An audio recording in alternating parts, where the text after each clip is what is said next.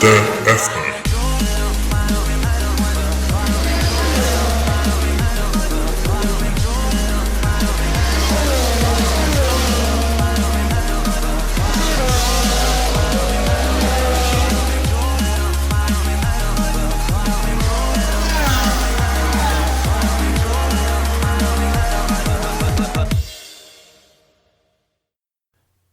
Bonjour tout le monde, bienvenue à la balado-diffusion du Bulletin F1. Je suis votre animateur Abdoussal et ceci est l'épisode numéro 27, aussi appelé l'épisode numéro Nico Hülkenberg. En Formule 1 depuis 2010, Hülkenberg a une carrière assez impressionnante dans les juniors, remportant les championnats dans lesquels il est passé. En 2010, avec Williams, il a obtenu une pole position, celle au Grand Prix du Brésil, où il avait fini 10e. Écarté en 2011, il est devenu pilote d'essai chez Force India avant d'être promu pilote avec la même écurie. En 2013, il passe chez Sauber, où il réussit une 4e place lors du Grand Prix de Corée en 2013, avant de retourner chez Force India de 2014 à 2016, et il est depuis chez Renault de 2017 jusqu'au Grand Prix d'Abu Dhabi, puisque, en effet, il n'a toujours pas de contrat pour la saison 2020, et il y a des rumeurs comme quoi il pourrait aller en DTM.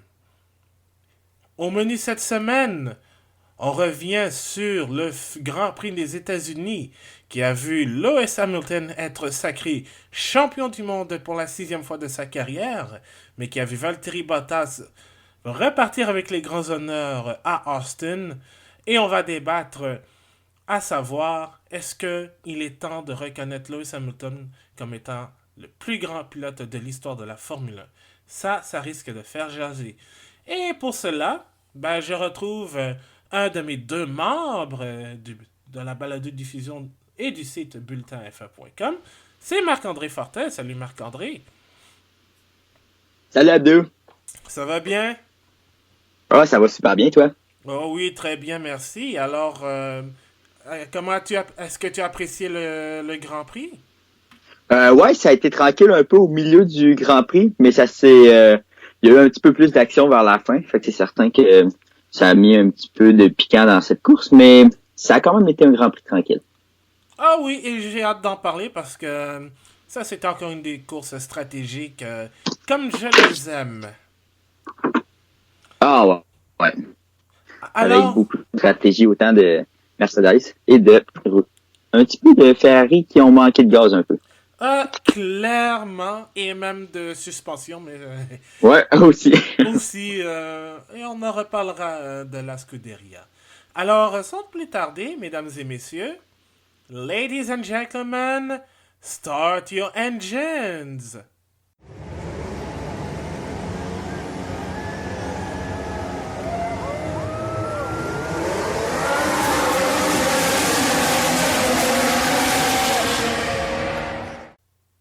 Alors oui,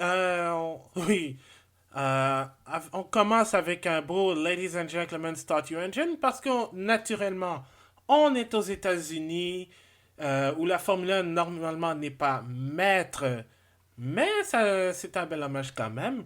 Alors, Grand Prix des États-Unis, ronde numéro 19 sur 21.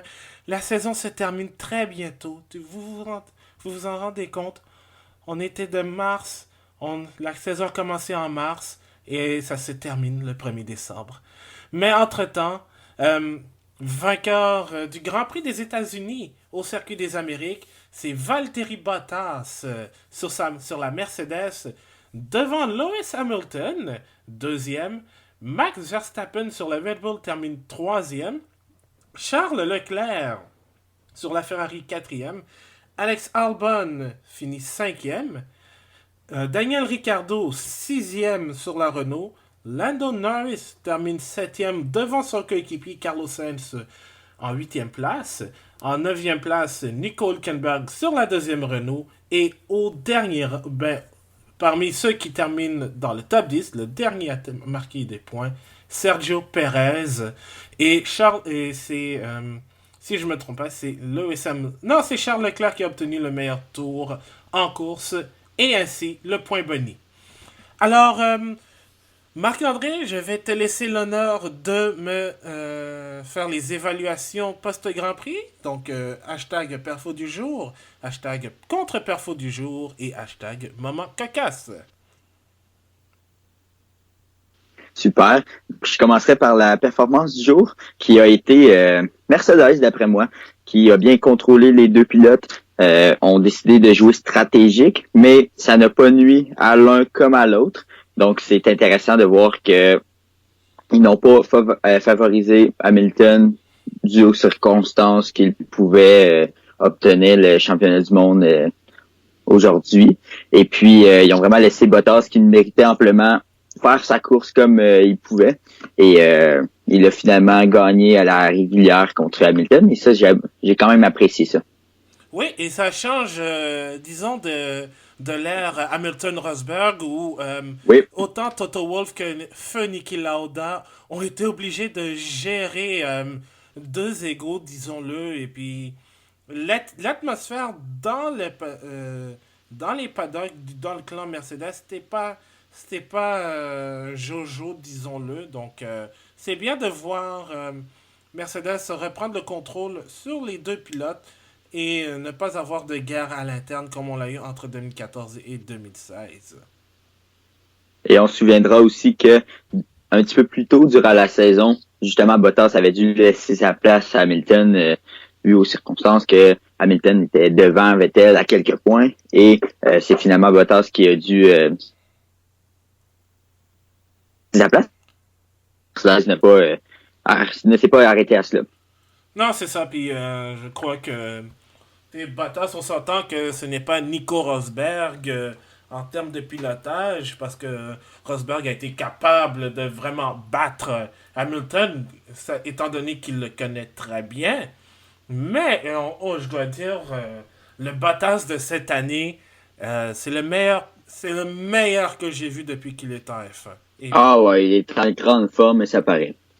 exactement, puis je suis pas surpris que Bottas soit parmi la performance du jour. Sinon, est-ce que tu en avais d'autres Il y a aussi, je dirais, Verstappen qui a su bien faire son départ. On se souviendra que dans les dernières courses, ça avait été difficile de ce côté-là.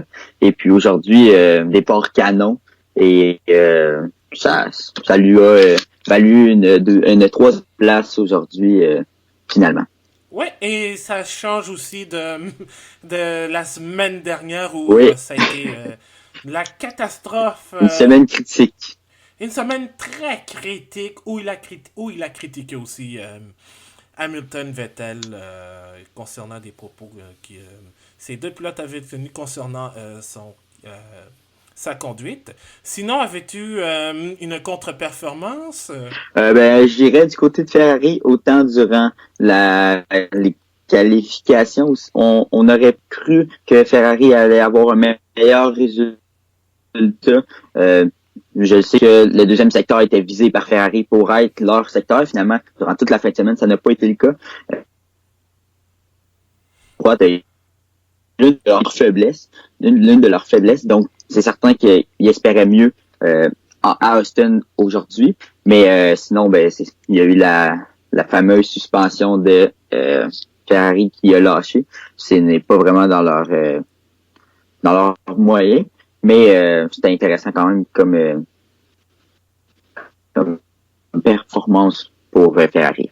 et surtout que c'était le 50e anniversaire de naissance de Mattia Binotto aujourd'hui. Oui, Donc, c'est pas le cadeau d'anniversaire espéré. du siècle. Et Au du moins, il y a eu son gâteau.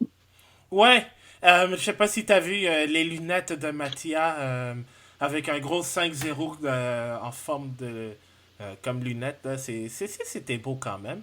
Puis, moi, il y a une chose que je savais pas, c'est que Binotto, il parle très très bien français parce qu'il il est né en Suisse, il est né à Lausanne, donc je suppose qu'il Oh, a appris le français. Là. Oui, oui, j'ai entendu une conversation conversation. avec Bon. un Canal Plus, donc il parlait un français exceptionnel. Bon, ben, j'adore ça, dans ce cas-ci. Oh oui, donc peut-être que quand ce sera le Grand Prix du Canada, ben là on va entendre Binotto parler français. Surtout avec avec le contingent de partisans Ferrari. Bref, Maman Cocasse. Ça a été quand même une semaine et une fin de semaine tranquille de ce côté-là. Mais j'ai vu passer sur Twitter dernièrement, en fait, en fin de semaine, que il avait des casquettes et des chandails de Sébastien Grosjean.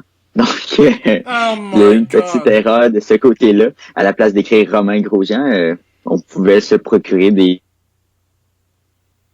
et même photographie par un certain Sébastien Grosjean. Donc, c'était mon petit fait cocasse de la fin de semaine que j'ai vu passer sur Twitter. Et il faut le dire tout de suite, on se trompe de Grosjean là-dessus parce que Sébastien Grosjean, c'était un tennisman professionnel qui a gagné la Coupe Davis avec l'équipe de France. Donc oui, je l'ai vu jouer Sébastien Grosjean quand j'étais petit. Il a pris sa retraite en 2010, mais là on est complètement passé à notre Grosjean.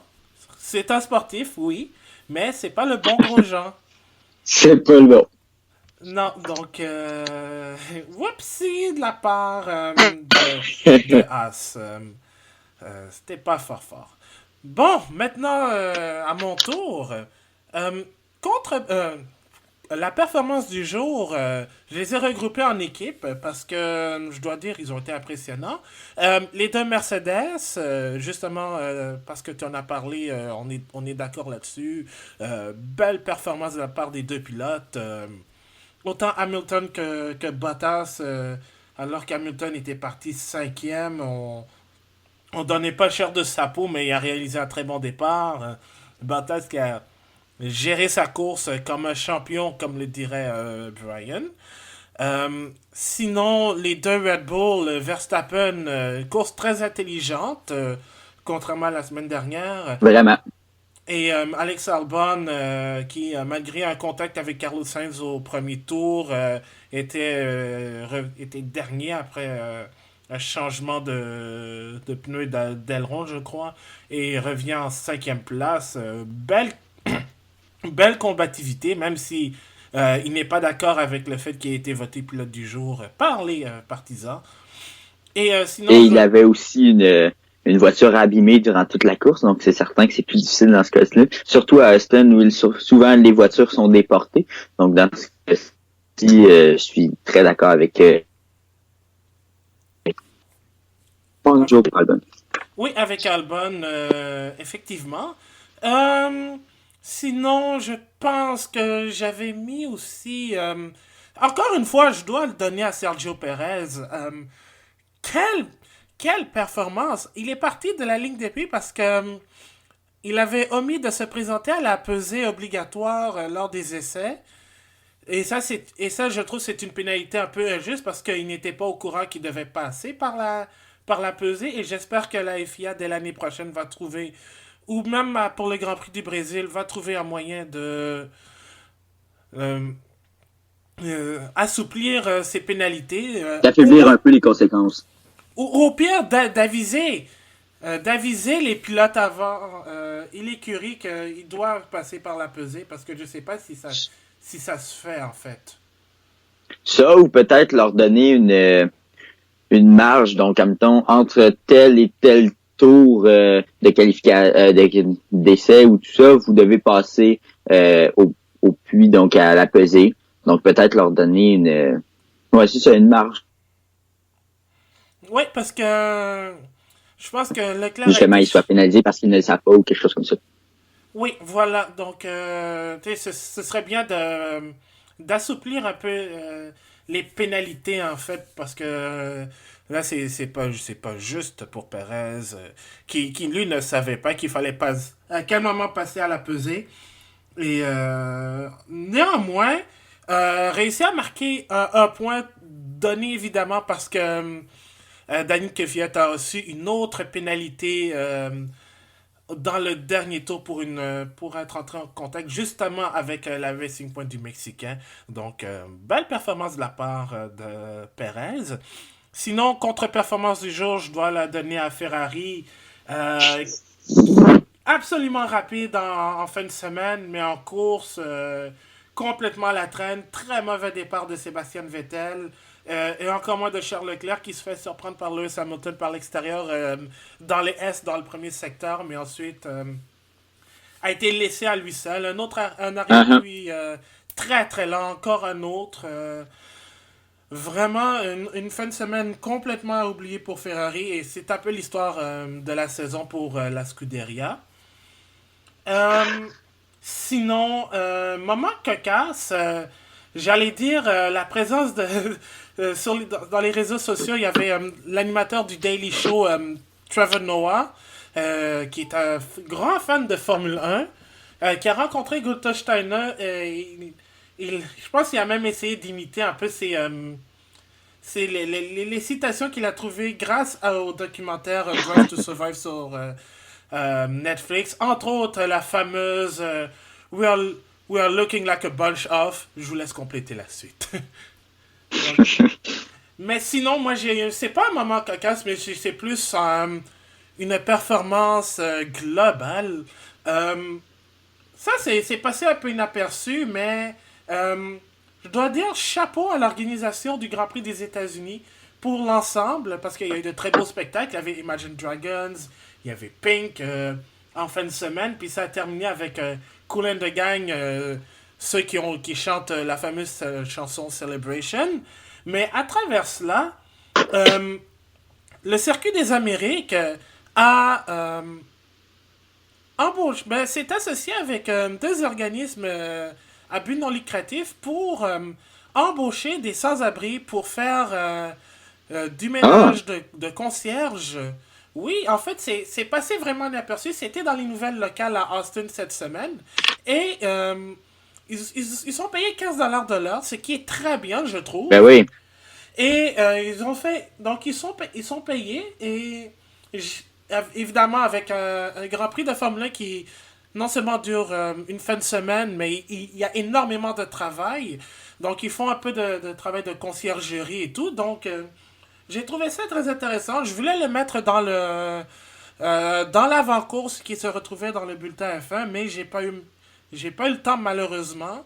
Mais si vous voulez, sur le site, avec le podcast, je mettrai un lien sur l'article justement qui parle de ce partenariat avec les sans-abri. Mhm. Je trouve que c'est une très bonne initiative.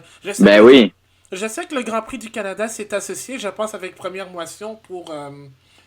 je pense que c'était pour tout ce qui était nourriture non utilisée, les redonner à des Mhm. organismes.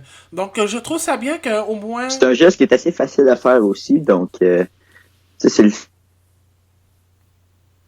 le temps de le faire, puis mais que ça passe aussi inaperçu, c'est un petit peu dommage aussi. Non, c'est ça, c'est passé localement, certes, mais c'est une nouvelle que j'ai trouvée sur Reddit et j'ai trouvé ça très intéressant à mentionner parce que on se critique souvent la Formule 1 parce que c'est un sport de riches, c'est un événement qui attire ceux qui sont pleins aux as, oui, ceux qui ont les poches creuses, pardon, et tout. Mais au moins la Formule 1 a une conscience sociale et je pense que le fait que le circuit des Amériques ait décidé de s'associer avec des organismes pour, disons, donner une seconde chance à des gens qui n'ont pas eu la chance d'avoir une vie, qui ont été ruinés par les aléas de la vie, là, je trouve que c'est bien. Et en plus, j'ai lu aussi qu'il y avait une situation très très très difficile avec les sans-abri à Austin où il y a une hausse assez triste, je veux dire, des sans-abri. Donc, je dois dire chapeau Mhm. à l'organisation du Grand Prix des États-Unis et au circuit des Amériques. Sinon, ben, sur Twitter, il y a toujours notre abonné, notre bon ami Francis Paquette, Attendez, je vais retrouver, pardon, le tweet que je l'ai ici, voilà. Alors, la performance du jour va à Mercedes, à Daniel Ricciardo. On n'en a pas parlé, mais belle performance, une sixième place dans une belle bataille avec Lando Norris et Alex Albon. Et Sergio Perez, la contre-performance du jour à Ferrari. Et pour une des rares fois cette saison, ça a été mentionné, Lance Stroll, contre-performance du jour. Et le moment cocasse, je sais pas si tu l'as vu, Marc-André, sur Twitter, mais As avait photographié un fan qui avait une pancarte du Titanic. Ben, une parodie du Titanic avec Gunther Steiner et Romain Grosjean, là, dans la fameuse scène là où Jack et Rose sont sur le bateau en train de dire « Je suis le roi du monde ». Ben, c'était écrit My heart will Non, j'ai Grosjean. pas vu ça. Tu vas voir, c'est sur le compte Twitter de As. C'est très très drôle. Bon, on va aller voir ça. Donc, j'ai vraiment adoré. C'était vraiment drôle. Et en plus de ça, il a réussi à rencontrer Gunther Steiner et à se faire autographier la pancarte. Donc, non, c'était vraiment drôle. Je mettrai aussi un lien vers le tweet en question, vers la pancarte, pour vous savoir de quoi je parle. Bon, là, maintenant, trêve de plaisanterie, trêve d'évaluation. C'est maintenant l'heure de passer. D'abord, avant de parler du Grand Prix lui-même, on va parler de Lewis Hamilton parce qu'il est devenu champion du monde des pilotes pour la sixième fois de sa carrière et cela survient 11 ans et un jour. Ben, disons, ouais, c'est ça. 11 ans et un jour après son premier titre remporté de manière dramatique lors du Grand Prix du Brésil 2008. Il a gagné en 2008, certes, mais il a gagné en 2014, 2015, 2017, 2018 et 2019. Il n'est plus qu'à un titre d'égaler la marque de Michael Schumacher qui est de 7. Donc imaginez, il pourrait, dès l'année prochaine, si tout va bien, être à égalité avec le Kaiser. Et peut-être qu'en 2021, il sera peut-être tout seul avec 8 championnats. Ma question, est-ce que Lewis Hamilton est, est le plus grand pilote de l'histoire ou tout simplement un des plus grands, Marc-André? C'est très difficile à répondre. Je pense que vu que Hamilton a seulement 34 ans et qu'il a encore, il a l'air encore tout jeune, là, on dirait même pas qu'il a 34 ans. J'ai l'impression qu'on pourrait lui laisser le temps avant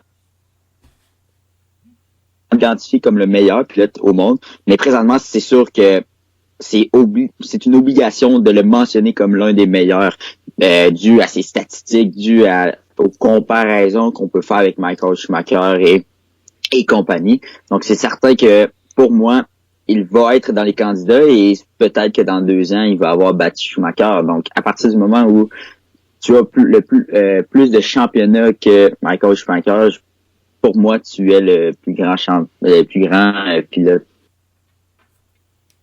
Oui. Je sais pas si tu as la même opinion sur ça de ton côté, Abdou. Ben, écoute, moi, je pense que... pour l'instant, je vais dire... Ben, je suis entre les deux. Je pense que pour moi, oui, il est définitivement l'un des plus grands, mais je suis même presque à dire que c'est le plus grand parce que... Bon, j'ai vu Schumacher parce que j'ai grandi dans la génération de Schumacher.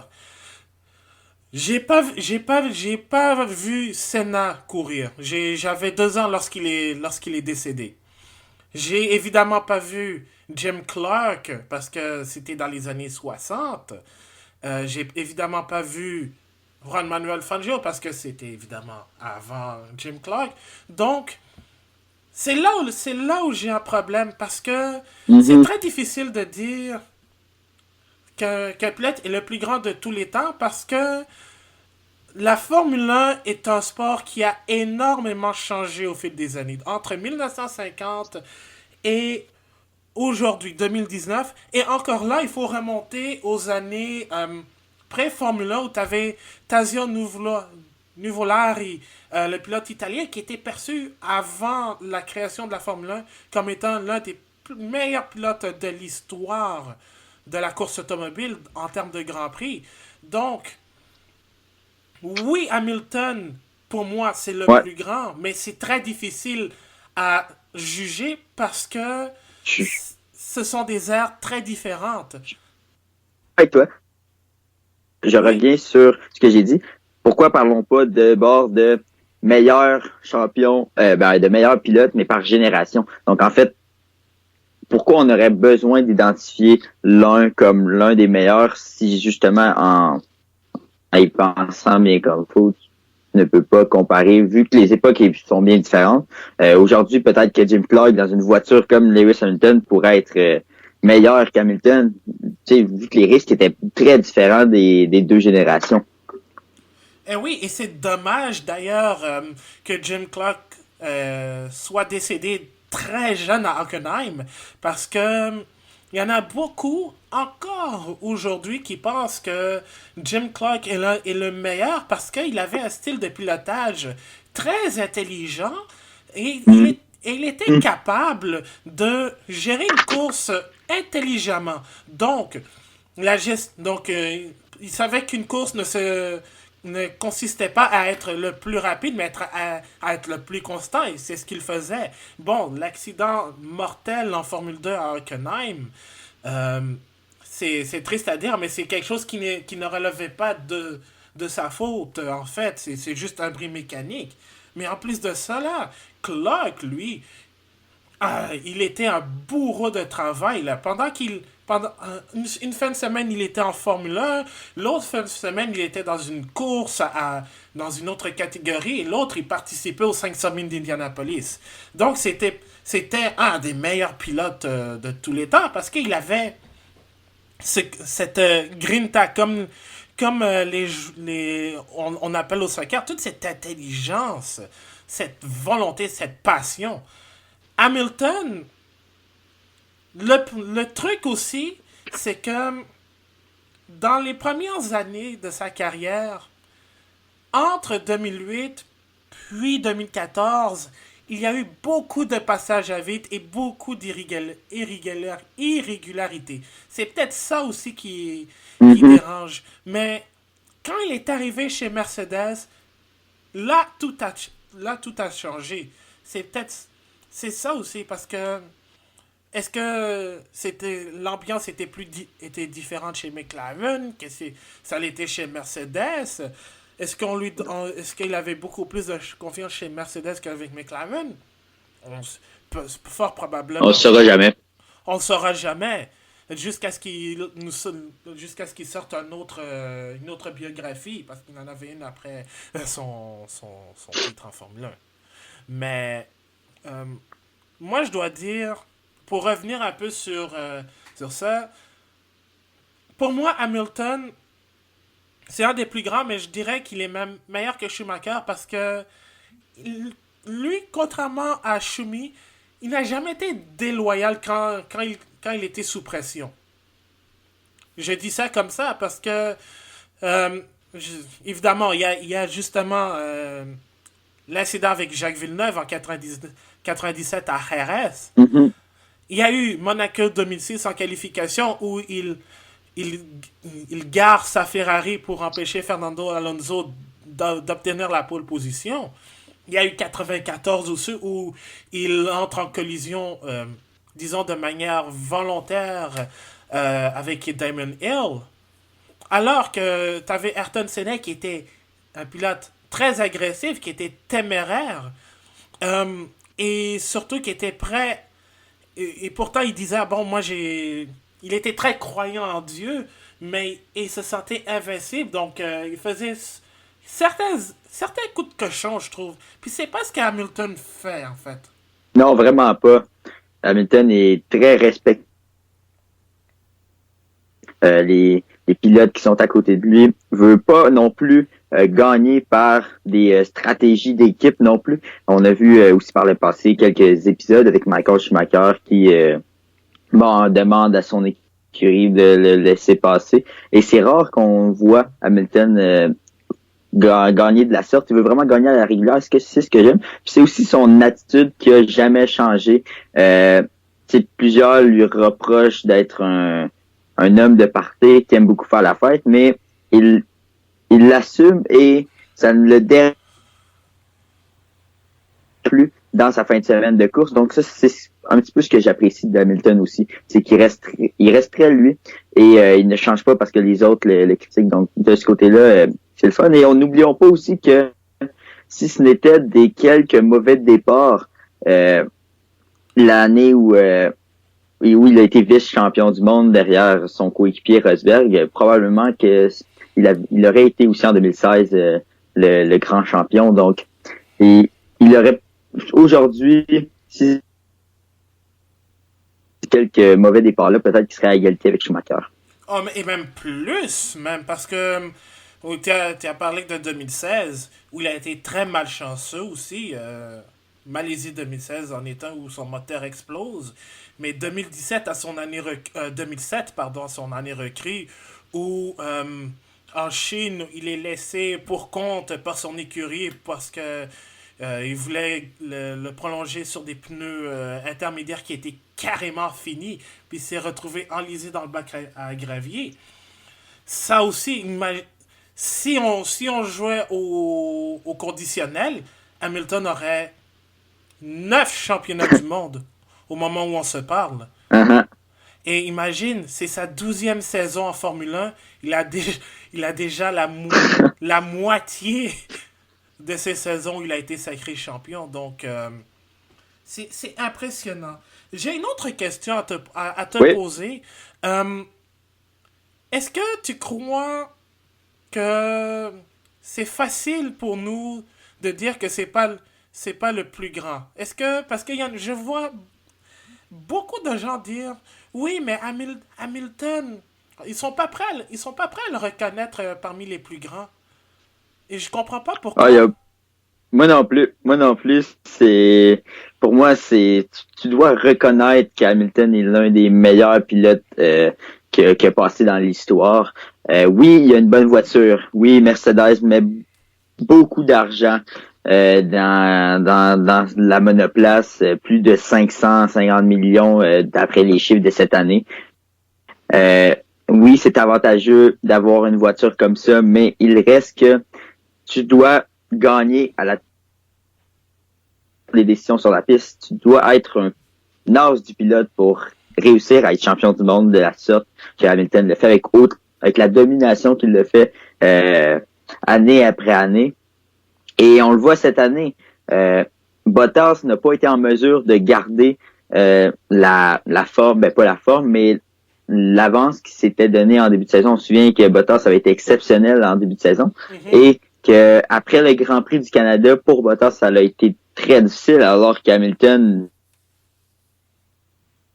mauvais départ, est redevenu l'Hamilton qu'on avait connu. Donc, tu le vois par ces petits épisodes qu'il est l'un des plus grands. Là.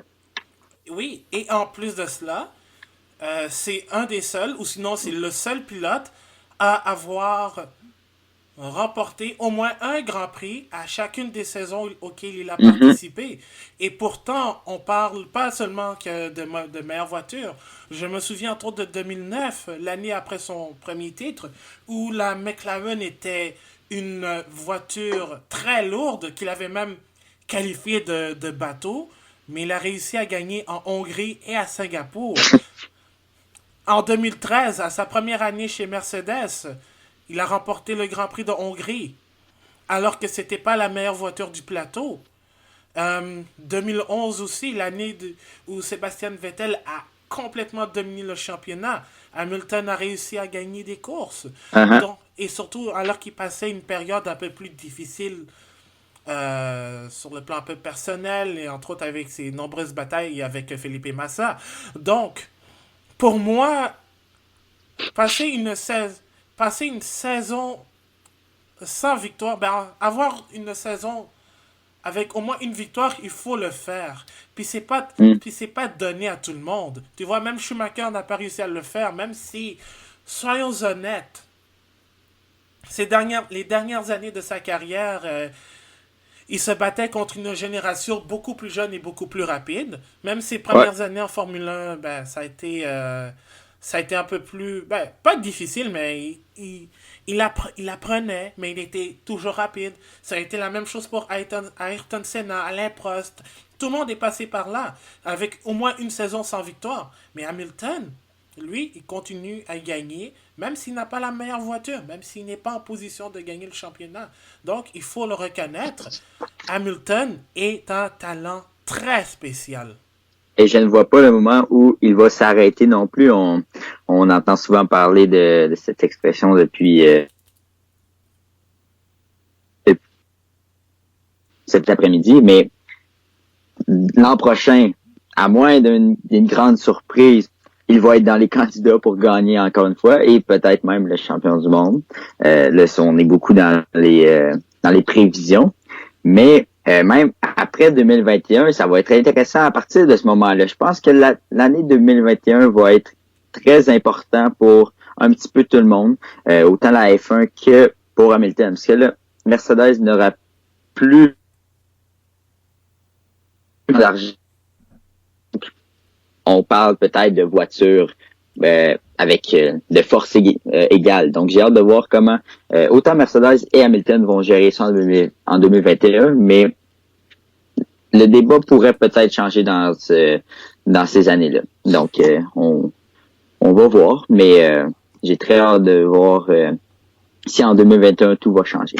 Et c'est drôle que tu parles de 2021 parce que la semaine prochaine, on va revenir justement sur les règles 2021. On va faire le tour et en débattre. Donc, c'est à surveiller la semaine prochaine dans la balado-diffusion du Bulletin F1. Donc, on va clore le débat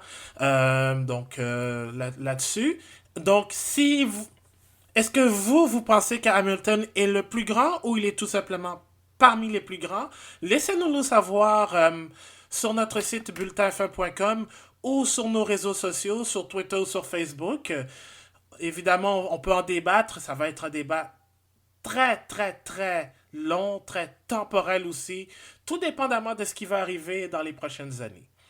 Bon, maintenant qu'on a parlé de Hamilton, le champion du monde, on va parler de Lewis Hamilton, deuxième dans la course, parce qu'il y avait aussi un Grand Prix. Bon, il a gagné le championnat. Il aurait peut-être aimé gagner le titre avec une victoire. Ce ne fut pas le cas. Qu'as-tu pensé de cette course stratégique de la part de Mercedes, Marc-André? C'était beau à voir. C'est le style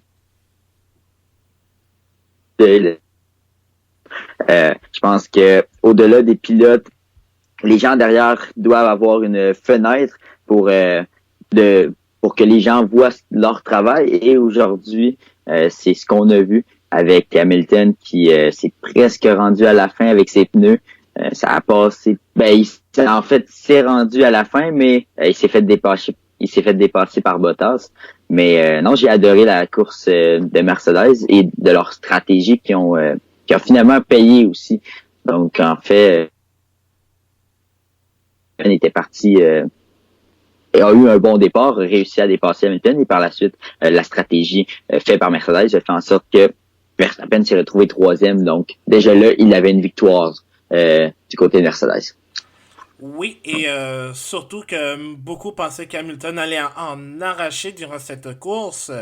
Et même que j'ai trouvé ça très intéressant de voir deux stratégies différentes de la part de Mercedes. Mm-hmm. Bottas C'est sur rare qu'on deux voit ça arrêts. aussi. Oui, c'est très rare même de voir Mercedes sur deux stratégies différentes. Ça fait même, je pense, depuis les années Hamilton-Rosberg qu'on n'avait pas vu ça. Mais et surtout pour la victoire en plus. Donc vraiment, Mercedes a réussi leur pari parce que je pense qu'ils avaient légèrement l'avantage. Et surtout que Ferrari s'est loupé. Red Bull a dû se concentrer seulement sur Max Verstappen après l'accrochage Albon Sainz. Mais je dois dire quand même, Bottas a gardé son calme, s'il vous plaît. Là. Ça, c'est peut-être typique des pilotes finlandais. Mais vraiment, j'ai adoré la course de Bottas. Qui a pas paniqué, il savait ce qu'il Ouais, faisait. Euh, c'est sûr que peut-être que Hamilton a été chanceux à la fin avec le drapeau jaune causé par l'abandon de Kevin Magnussen à la oui, fin de ça la aussi. Ouais, oui, à la fin de la deuxième zone de DRS sur le circuit. Euh, Parce qu'il y avait Max Verstappen qui se rapprochait. Mais je dois dire, Hamilton, la manière dont il s'est rendu de la cinquième à la deuxième place avec presque 2 ou 3 secondes de la victoire, je dois dire, ça c'est un pilotage de champion. sans aucun doute. C'est du grand pilotage. C'est aussi de bien gérer ses pneus. C'est pas donné à tout le monde aussi de pouvoir les gérer comme Hamilton le fait parce que c'est facile d'avoir surtout la vitesse qu'Hamilton va aussi. Donc, dû à la performance que la Mercedes offre, c'est certain qu'il doit ajuster son pilotage aussi et sa gestion de ses pneus à la performance que la voiture lui donne. Donc, durant la course, Paul Hood et Bertrand Hull, à plusieurs reprises, comparaient les performances des pneus de Hamilton avec ceux de Ricardo et d'autres pilotes. Et c'est justement ce qu'il disait, les deux voitures n'ont pas la même performance, donc c'est certain que dans ce temps-là, le pneu d'Hamilton est beaucoup plus rapide et il a géré ça de maintes façons.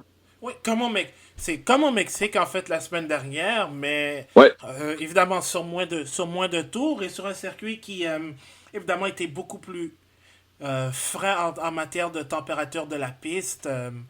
Donc, je pense qu'Hamilton mérite sérieusement un 10 un 9 ou un 10 dans le bulletin de notes qu'on va rédiger cette semaine, mais vraiment, c'est une performance autant remarquable de la part de Valtteri Bottas que de Lewis Hamilton qui a réussi à assurer son 6e titre de manière très convaincante. Sinon, ouais.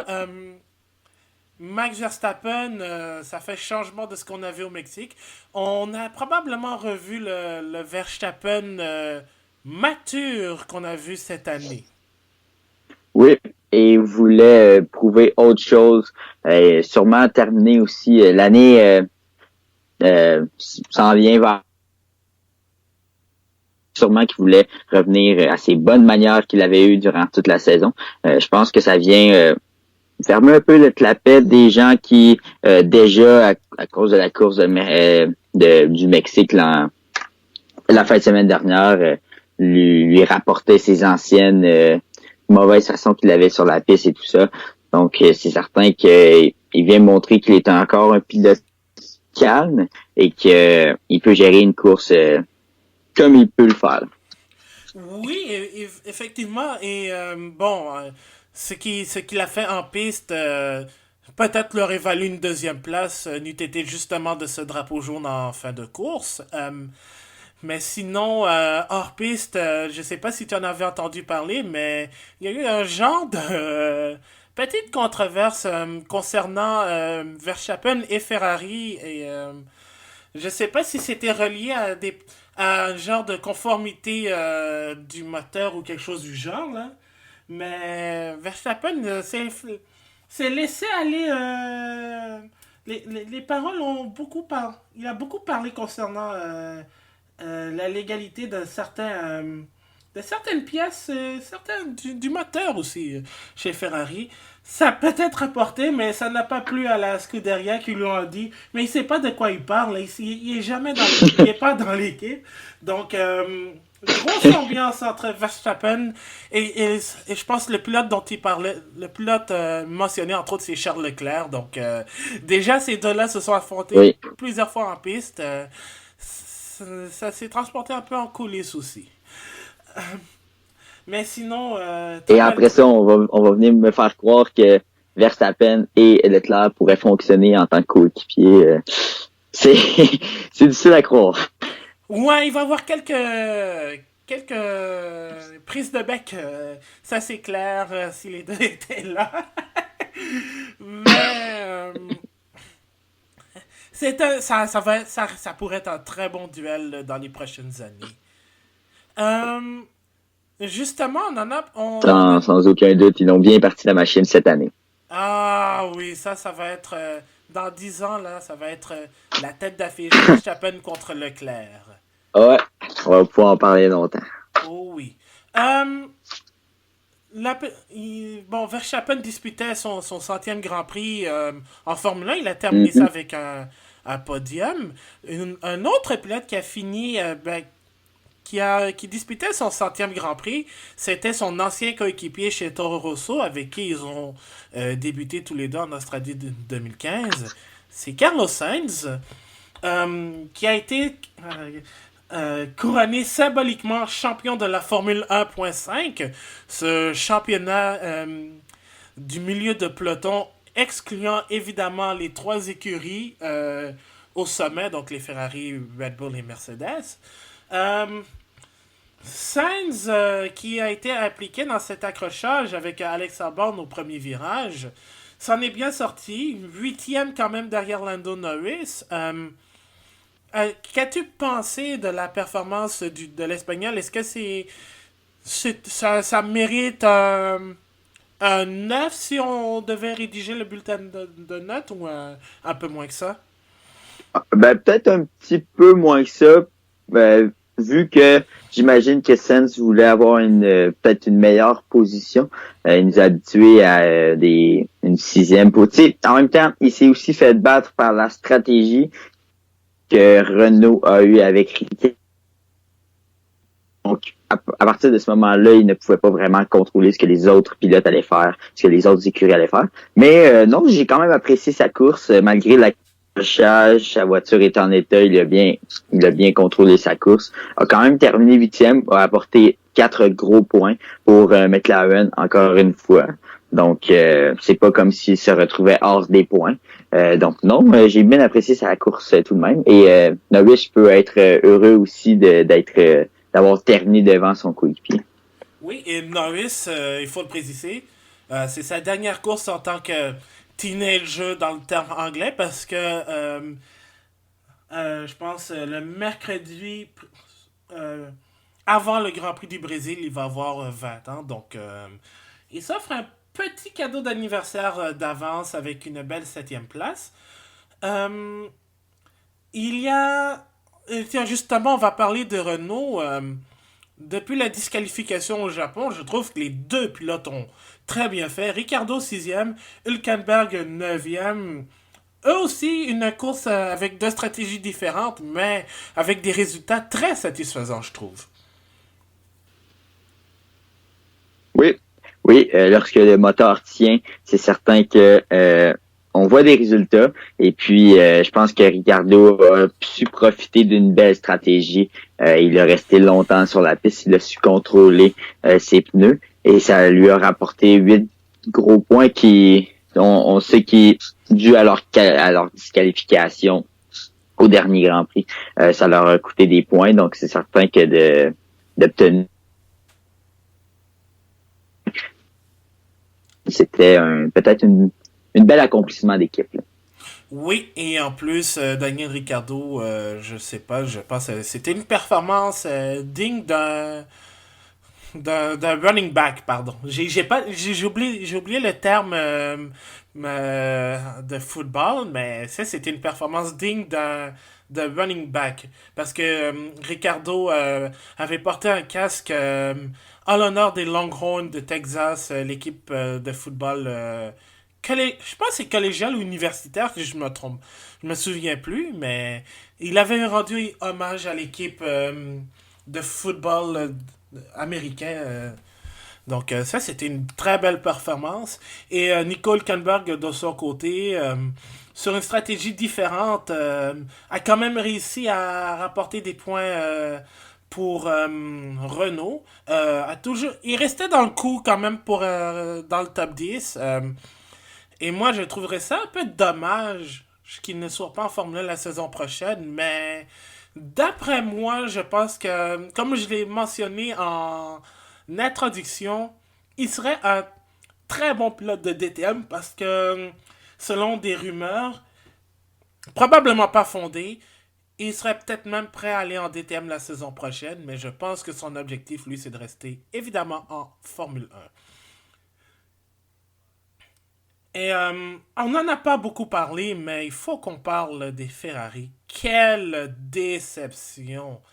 On l'a mentionné, 50, c'était l'anniversaire de Mattia Binotto. Euh, avec les Ferrari, bon, un petit peu en deuxième place pour Vettel, quatrième pour Charles Leclerc, à moins d'un dixième de seconde. Ça aurait été un très beau cadeau d'anniversaire de la part des deux pilotes d'offrir au moins, peut-être pas un podium, mais la victoire. Mais ça a très très mal commencé avec Vettel qui a reculé jusqu'au septième rang après le premier tour. Et Dieu sait qu'est-ce qui s'est passé pour qu'il chute comme ça. Et Charles Leclerc qui a jamais été capable de gagner des positions, a même été surpris par Hamilton par l'extérieur dans un virage avant de voir Vettel abandonner sur un bris de suspension. Il dit que ce n'est pas un des vibreurs qui a été installé sur le circuit des Amériques. Donc, c'était une course à l'image de la saison, n'est-ce pas, Marc-André? Ah oui, totalement. Des un bris de suspension, une Ferrari qui a à quelques reprises de la difficulté à suivre le rythme d'une course. Et c'est exactement ce que Leclerc a vécu aujourd'hui. C'était une voiture qui était loin de ce que la Ferrari peut offrir en termes de performance, qui a été complètement déportée aussi des c'est de Verstappen qui s'est retrouvé tout seul au milieu à courir souvent avec une vingtaine de secondes devant et derrière les deux pilotes qui le précédaient et qui le suivaient. Donc, c'est c'est une course difficile pour Ferrari et j'imagine qu'ils vont vouloir faire bien mieux au Brésil parce que c'est certain que Austin, c'était peut-être un circuit qui était vu comme un bon circuit pour Ferrari en plus de tout ça, avec la longue ligne droite dans le secteur 2. Comme je l'ai dit en début d'émission, ça a vraiment été leur faiblesse en fin de semaine. Oui, et en plus, le dernier secteur au Brésil, ça risque d'être fortement à leur avantage. Donc, ils ont intérêt à ne pas rater leur coup la fin de semaine prochaine, dans 2 semaines en fait, à Interlagos. Pour Mais bien sinon. finir l'année, ça pourrait être intéressant aussi. Ah oui, oui, pour finir Vu qu'il l'année, reste là. deux courses,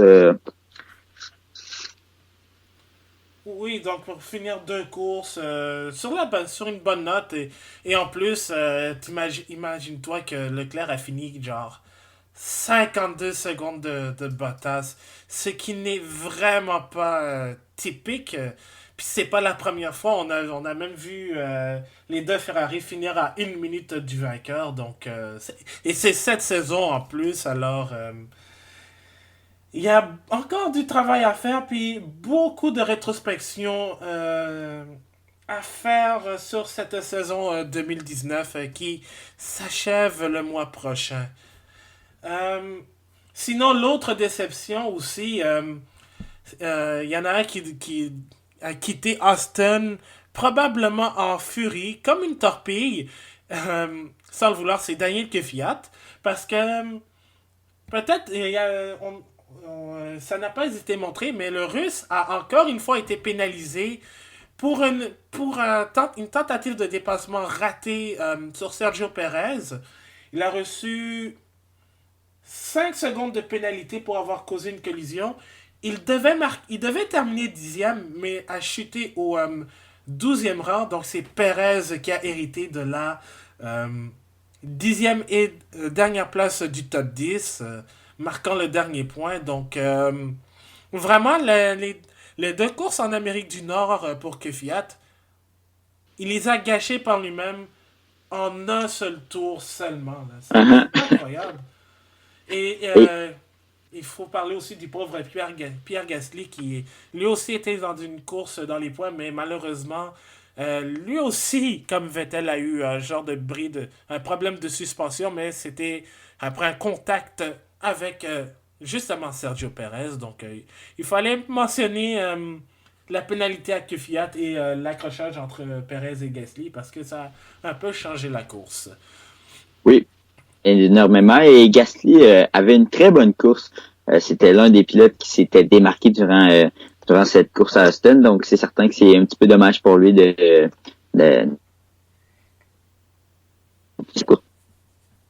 Mais non, ça a été quand même intéressant pour... je pense qu'il y a quelque chose à bâtir pour Toro Rosso, même si on est tard en saison. Il était dans... Les 2 Toro Rosso étaient dans les points avant ces 2 incidents, donc c'est certain qu'ils peuvent construire là-dessus. Oui, et en plus, il y a une belle bataille pour la 5e place entre Renault, Racing Point et Toro Rosso. Donc, ça va être un duel probablement très intéressant parce que oui, le championnat du monde des constructeurs est plié, mais il y a des batailles très intéressantes pour des positions parce qu'on sait que ça rapporte beaucoup d'argent à la fin de la saison. Donc, n'importe... Toutes les places maintenant sont importantes jusqu'à la fin. D'ici la dernière course à Abu Dhabi. Toro Rosso, malheureusement, repart d'Austin avec 0 point, alors qu'il y avait quelque chose à bâtir là-dessus. Mais sinon, c'est très dommage. Et que Fiat, je peux te le dire, en beau québécois, il était en beau, s'il vous plaît. En beau joie le vert. Parce Ok, que oui. je sais pas si tu l'as vu, J'ai mais pas vu la vidéo, mais j'en ai entendu parler. Il était très mécontent d'avoir reçu cette pénalité. ouais, parce que dans une entrevue avec la télé néerlandaise, il était absolument en beau joie le vert et il disait c'est de la grosse marde cette pénalité, fuck that shit et tout ça. Puis quand il est puis après il est parti comme ça complètement furieux. Donc non, c'était parce que je pense qu'il a failli insulter, remettre en doute la cause des commissaires de piste. Et en plus de cela, se taper une belle amende comme a eu Gunther Steiner après le Grand Prix de Russie. Donc, il s'est bien contrôlé. Il s'est un petit peu bien contrôlé là-dessus que Fiat. Donc, allez voir ça, on a tweeté l'incident en question et la réaction de Kefiat justement sur notre compte Twitter le Bulletin F1. Et pour terminer, on va parler de l'écurie à domicile, Haas, très difficile, mais on s'y attendait en fait. Romain Grosjean 15e, Kevin Magnussen n'a pas terminé l'épreuve, des problèmes de frein. C'est dommage pour Haas parce que, disons, c'est une saison non seulement oubliée, mais c'était une bonne occasion pour l'écurie de, disons, tenter de bien finir, mais il faut dire que c'est game over pour eux. Hein. Ah ouais, sans aucun doute. C'est une saison à oublier, un Grand Prix à la maison à oublier encore. Leur problème de frein qui est revenu comme à l'habitude à des mauvais moments. Donc c'est certain. Ils doivent absolument régler ce problème-là l'an prochain. C'est Grand Prix après Grand Prix après Grand Prix. C'est un problème qui revient et ils ne trouvent pas le problème. Donc peut-être qu'il y a justement là une cloche à sonner à quelque part. Donc j'ai tout de même hâte de voir ce que Haas pourrait peut-être offrir au Brésil, qui est un circuit qui est assez rapide aussi où tu as moins besoin des freins. Donc un peu c'est une fin de semaine aujourd'hui à oublier. Magnussen qui n'a pas terminé la course, malheureusement. Oui, et Grosjean, en fait, qui était tout seul dans son monde. Oui. Euh, il ne s'est pas inspiré de Flash McQueen, en fait. Parce que oui, Grosjean avait un casque en hommage à Flash McQueen, la fameuse voiture rouge dans le film Cars. Et mention très honorable, et je dis très honorable, à Kimi Raikkonen, qui, bon, était le vainqueur du Grand Prix des États-Unis l'année dernière, qui était parti 17e et il termine à la porte des points en 11e place. Mais il a fait une très très bonne course quand même, parce que c'était des épreuves très difficiles pour Alfa Romeo, qui régresse malheureusement après un très très bon début de saison. Mais de voir Raikkonen se retrouver dans les points, se battre constamment, ça faisait du bien à voir. Oui, effectivement. Ça course c'est intéressant de le voir performer de la sorte. Lui qui a connu des courses plus difficiles que ça par le passé dans la saison. Donc c'est certain qu'il peut construire énormément sur cette course. Oui, effectivement. Donc, vraiment, Raikkonen, c'était. Il ne marque pas de points, mais au moins, si Alfa Romeo peut tenter de terminer la saison sur une bonne note, surtout après, comme je l'ai dit, le bon début de saison, là, je pense que ça pourrait être quelque chose de formateur pour la saison 2020, que ce soit avec Antonio Giovinazzi ou avec un autre pilote, peu importe, on ne sait pas qui sera là. On devrait avoir une confirmation du deuxième pilote d'ici la semaine prochaine. Ça reste à voir. Est-ce que ce sera Giovinazzi ou ce sera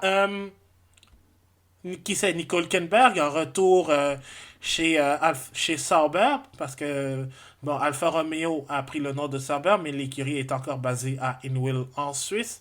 Donc, et comme je l'ai mentionné, Hülkenberg a été chez Sauber en 2013. Et tu Donc, parlais de la saison 2020, mais moi j'irai encore plus loin. C'est une écurie qui depuis 2 ans est en pleine progression. Ils réussissent à faire des miracles avec un budget assez restreint.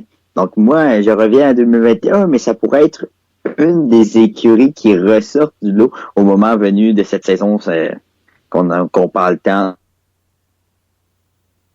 Donc cette semaine, mais ça pourrait être une écurie assez intéressante à suivre dans 2 ans. ah oui, et surveillez cela parce que moi je pense que Alfa Romeo, surtout avec Frédéric Vasseur qui est un team manager que je commence à aimer, pour moi, là, je pense que c'est un des meilleurs parce qu'il sait très bien gérer la situation. Et je pense que Renault a peut-être fait une erreur en le laissant partir. Bon, il y a eu des. Je Ah sais oui. qu'il y a eu un conflit de. Ben, il y a eu des conflits d'opinion entre lui et Cyril Abiteboul. Mais quand tu regardes ce que Vasseur a fait avec Ce qu'il fait en ce moment, ouais. oui, et surtout l'année dernière quand il est devenu team manager avec Leclerc et Marcus Ericsson l'année passée et avec Raikkonen et Giovinazzi, même si ces dernières courses ça va plus ou moins bien pour Alfa Romeo slash Sauber, je trouve que si l'année prochaine ils apprennent de leurs erreurs, moi je pense que ça pourrait être des troubles faits très intéressants là, comme ils nous ont montré cette année. Uh-huh. Oh que oui. Et en plus, ils peuvent construire avec un certain Raikkonen qui a tant de tant de facilité avec la voiture et pour justement réussir à faire de la voiture une meilleure voiture. Donc ça va être intéressant de voir absolument. Et avec probablement Antonio Giovinazzi qui, pour moi, je sais que je l'ai dit que Nico Hülkenberg, je voudrais le voir en Formule 1, mais je veux voir autant Antonio Giovinazzi rester parce que il a quand même prouvé qu'il pouvait être un pilote solide. Je sais Oui, qu'il a été très malchanceux, entre autres la semaine dernière à Mexico, avec cet arrêt au but complètement raté. Mais je dois dire qu'il a été souvent impressionné. Il a été souvent impressionné, même si la voiture n'était pas au rendez-vous. à plusieurs. C'était l'un des pilotes que je n'étais pas certain en début d'année. Euh, je me demandais, les circonstances ont fait qu'il avait une place en Formule 1, mais c'est un pilote qui avait eu beaucoup d'accrochages par le passé dans les seules présences qu'il avait eues en Formule 1. Et plus la saison avançait, plus c'était un pilote qui était constant, qui réussissait à rentrer dans les points quelquefois, mais surtout à démontrer ses habiletés de façon assez timide. Donc, c'est certain que j'ai su l'apprécier durant toute la saison. Donc, c'est certain que j'espère le revoir l'an prochain, peut-être encore avec un volant Alfa Romeo. On lui souhaite. Donc, c'est ce qui complète le tour d'horizon du Grand Prix des États-Unis. Je vais vous donner le classement des pilotes après 19 manches. Donc, c'est terminé. Lewis Hamilton a été sacré champion du monde. Après 19 courses, il compte 381 points. Mais Valtteri Bottas consolide sa deuxième place avec sa victoire. Il compte 314 points, donc il va terminer vice-champion de la saison 2019. C'est son meilleur résultat en Formule 1 d'ailleurs. Charles Leclerc, lui, conserve sa troisième place. Il a 249 points. Max Verstappen passe devant Sébastien Vettel. Il y a 5 points de différence entre les deux. C'est 235 contre 230. Donc, la bataille pour la troisième place va être très intéressante parce qu'on va savoir qui va se rendre au gala de la FIA en fin de saison. Un événement très apprécié des pilotes. Hashtag sarcasme. Alex Albon, lui, monte au sixième rang avec 84 points. Carlos Sainz, le champion de la Formule 1.5, est septième au classement officiel de la Formule 1 avec 80 points. Et Pierre Gasly, lui, chute au huitième rang avec 77. Daniel Ricciardo passe devant Sergio Perez avec 46 points contre 44 pour le Mexicain. Donc voilà, ça c'était votre top 10. Sinon, au championnat des constructeurs, ben là, Mercedes est déjà champion depuis le Grand Prix du Japon. Ferrari Mercedes compte 695 points. Ferrari en a 479. Red Bull a 366 points. McLaren à 121 points. Renault en a 85. Racing Point monte au sixième rang avec 65 points. C'est un point de plus que Toro Rosso avec 64 au septième rang. Alfa Romeo et Haas restent fait du surplace avec 35 et 28 points. Tout comme Williams qui marque un petit point. On n'en a pas parlé de Williams, mais Robert Kubica a abandonné sur un problème hydraulique. C'est tout ce qu'il y avait. C'est ce qui complète l'épisode numéro 27 du Bulletin F1. La semaine prochaine, on se concentre entièrement sur les règles 2021 de la Formule 1 qui ont été annoncées le jour de l'Halloween et qui, contrairement à la journée d'Halloween au Québec, n'a Ça n'a pas pas été été reporté. ça n'a pas été rapporté. Et j'ai hâte qu'on en parle parce que il y a plein de trucs qui sont intéressants et ce n'est pas que du vent. Oh que non, ça va être un épisode assez... Oui, Un épisode à écouter absolument. oui, à écouter parce on va en débattre. Et je pense que on a vraiment hâte à 2021 maintenant avec ces règles, mais on ne vous en dira pas plus. C'est sûr, c'est sûr. Donc, la semaine prochaine, épisode entièrement sur les règlements 2021. Donc, si vous voulez écouter cet épisode ainsi que celui-là et les précédents, vous pouvez aller sur notre site bulletinf1.com. où vous pouvez lire nos avant-courses, nos bulletins de notes, nos chroniques aussi, parce qu'on a aussi quelques chroniques sur l'univers de la Formule 1, bien qu'on en parle aussi dans notre podcast. Bulletinf1.com. On a aussi les plateformes de podcast préférées, entre autres Spotify, Google Play Music, Apple Podcast et compagnie. Évidemment, je remercie Marc-André et Brian qui sont là quand ils le peuvent parce qu'ils sont évidemment aux études. Je priorise les études. Et si vous voulez continuer la conversation sur les médias sociaux, vous pouvez le faire sur bulletinf1.com mais aussi sur nos réseaux sociaux, sur Twitter, @lebulletinf1 en un mot, et sur facebook.com/bulletinf1. Marc-André, un énorme merci d'avoir été là. Merci à toi aussi, Abdou. Et on se retrouve évidemment la semaine prochaine pour parler de 2021. Okay, oui. Je sais que tu as vraiment hâte d'en parler, donc on se prépare déjà pour la semaine prochaine. Et c'est la même chose pour moi aussi. Je vous retrouve la semaine prochaine pour un autre épisode du Bulletin F1. On continue toujours de rouler avec le Bulletin F1. Sur ce, on vous souhaite une très bonne semaine et profitez du beau temps et probablement aussi du temps froid. Salut tout le monde! Salut à tous! Bonne soirée ou bonne journée, peu importe où vous êtes.